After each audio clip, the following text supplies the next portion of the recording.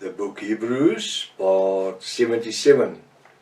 I'm Professor Hannes Redinghuis of the First Assembly of Yafashua in South Africa, Pretoria, Montana, also international.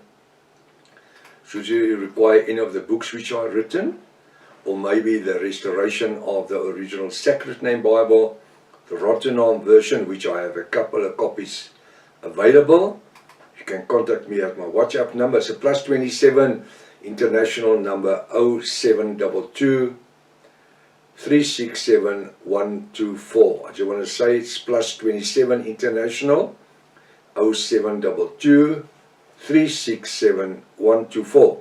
Just go to my website, https://yafah.co.za.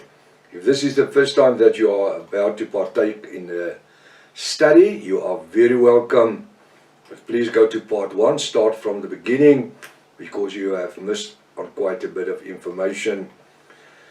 It's also very important to subscribe to the channel in order to receive the different notifications of all the studies that we're currently busy with. Make sure at least have a pen, a writing pad or a notepad, and at least a 1611 King James Bible ready. Or if you have the restoration of the original Sacred Name Bible, you're welcome to use it. Please share this link with your friends and your family, and may this blessing, this study be a blessing unto you. Welcome to Breakfast with Prof. Hannes. Hallelujah.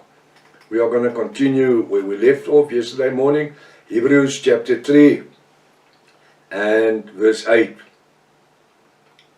Harden not your hearts as in the provocation in the days of temptation in the wilderness. He's talking about Moses, like in the time of Moses, where Israel hardened their hearts.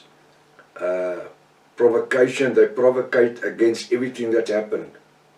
Why?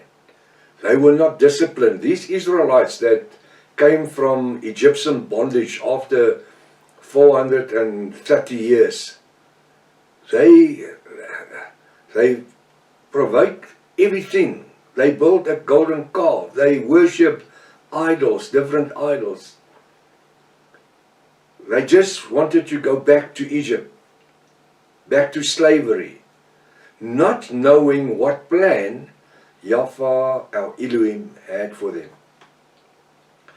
Today in the eschatology, because eschatology is the past, the present, and the future. Now we're living in the present.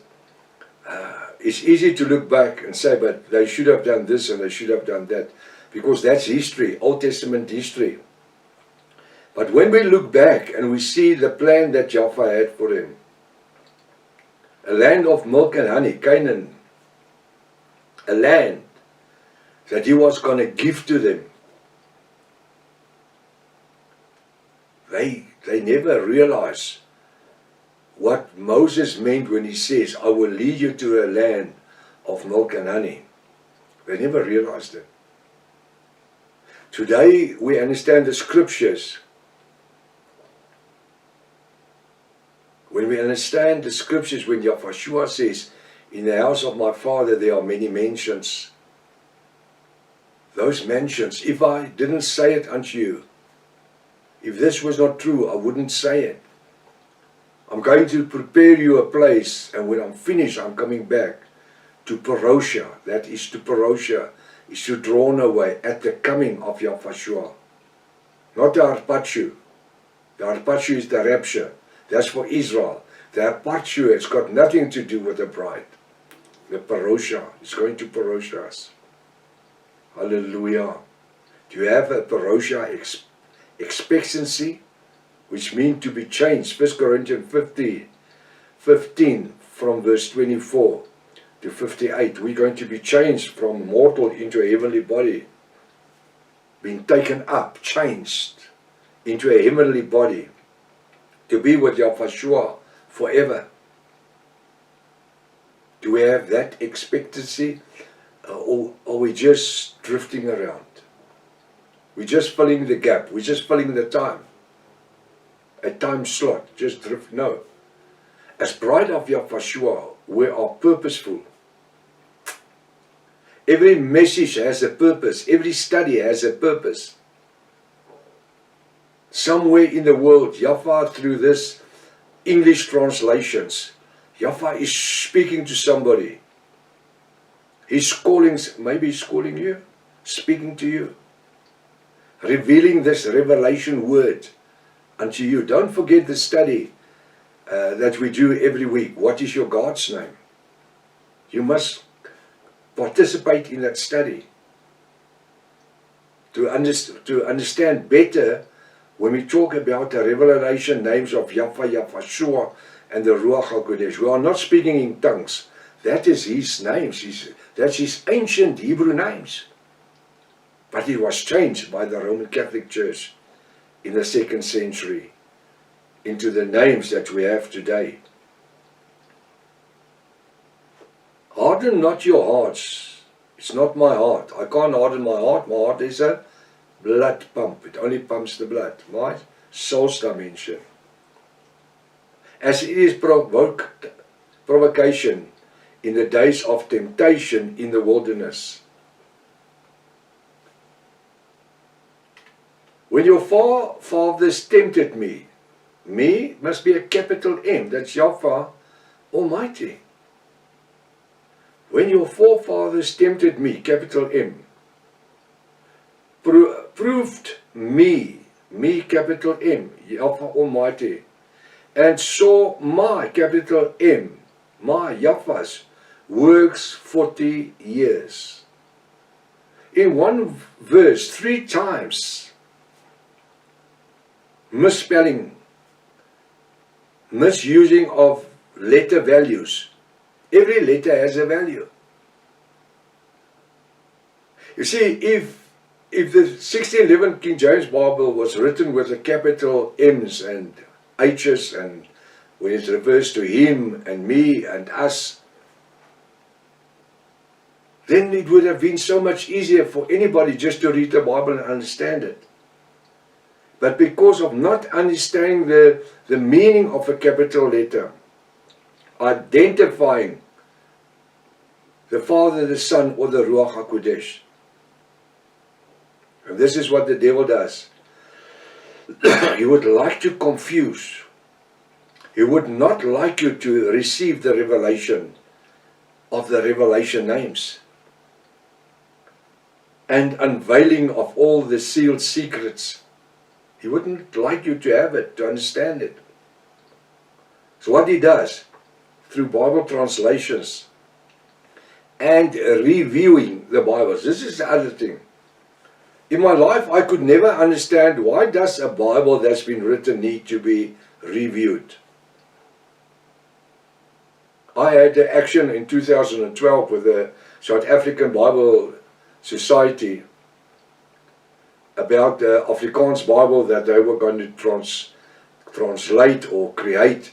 It's called the 1611 King James, the 1611 Afrikaans Bible that was only came about in 2000.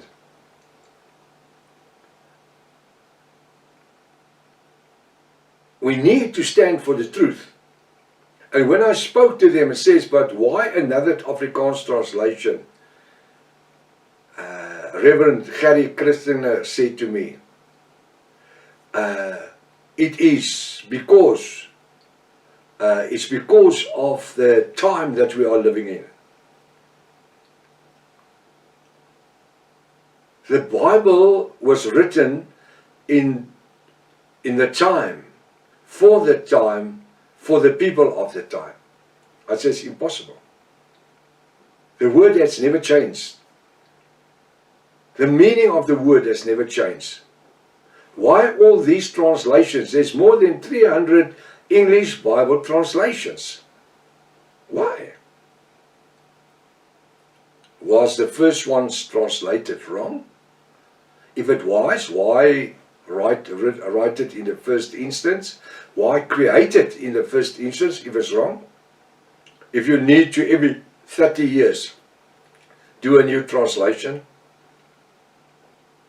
Now it's for the time we are living in. Times have changed, but Yahweh and the Ruach HaKodesh has never changed up till today. It's the same. So the forefathers tempted Yahweh, proved me and saw my works for 40 years. They saw the miracles that Yahweh has done, giving them quails and manna to eat and water from fountains. Even if there was no water, Moses was just supposed to speak to the rock so that a fountain will come from it. But he hit the rock,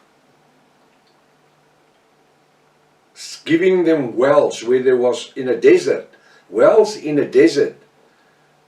To give water to more than 3 million people. Can you imagine that? Can you imagine the amount of quails they had to eat every day? And the manna and the water? And whatever they needed, Yahweh, our Father, has provided every need all the time.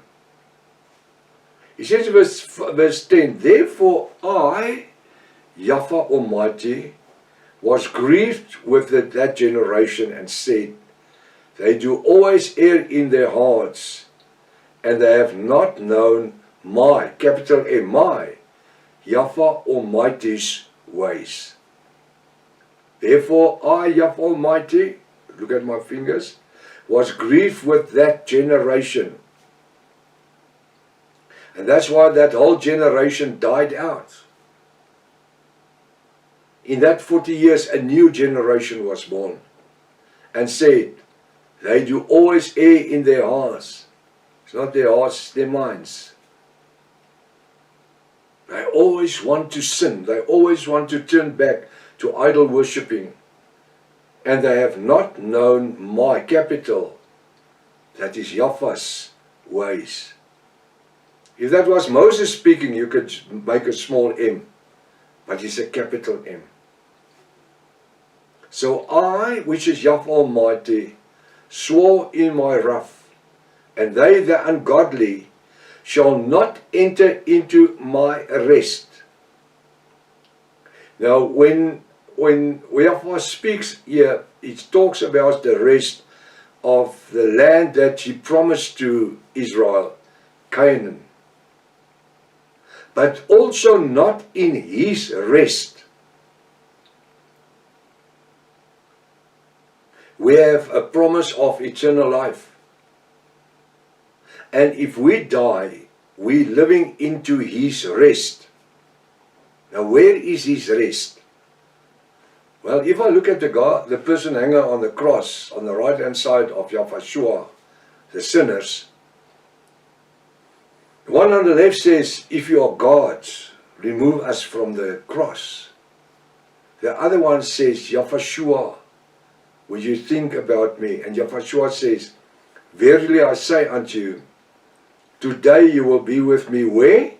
In paradise. So where does the rest of Yahweh starts? In paradise. We've got Hades, for the ungodly, where they are chains, in spiritual chains, waiting for the day of judgment, Revelation 20 verse 11. And on the other side, not like this, but like this. Because heaven is not in the earth. Heaven is up, because Yahweh have not ascended to the right side or the left side. He has ascended up into heaven. You understand that? So here we have a valley. When we see, I just want to say, when we see Lazarus and we see the rich man, we see the rich man open his eyes in Hades, and he saw Lazarus on the bosom of Father Abraham. And he says, send him to bring water. And then he says, there is a big well between us. There's a cliff. A cliff is something that goes this way. So where is Abraham and Lazarus? They are in heaven. So it's also in the pit of earth, in the middle of the earth. No, it's like that. That's also a cliff. It's upwards. Because Yahweh haven't ascended, Yahweh haven't ascended sideways. He have ascended into heaven. You understand that? So this is also a cliff over here. So coming back to the word, the rest that Yahweh has prepared for the ungodly, it is not a rest, it's torment in Hades, because he says it's not hell, because hell does not exist. Hell is only created in Revelation 20 verse 12 to 14. But a realm of death, Hades, you can call it as you will. And then paradise in third heaven. Apostle Paul says that paradise is in third heaven. There's no paradise on this earth. There's not one scripture that says it is. The church has created paradise on earth. There's no paradise on earth, because this is the domain of Satan. He's been cast out onto this earth. This earth is not heaven. Although we are functioning as kings, sons and priests of Yahweh Elohim on the earth, this is not heaven. Our destiny is in heaven, which is above. Yahweh has ascended into heaven. He hasn't ascended sideways into heaven, up into heaven. And he's coming with the clouds. There's no clouds here. He's coming with the clouds. Hallelujah. He's coming for the bride to parosha them, to change us. That's what the word says. So it says here, so I, Yahweh Almighty, swore in my wrath, they the ungodly shall not enter into my, capital M, my rest, the final rest of Yahweh our Elohim. The rest starts with paradise.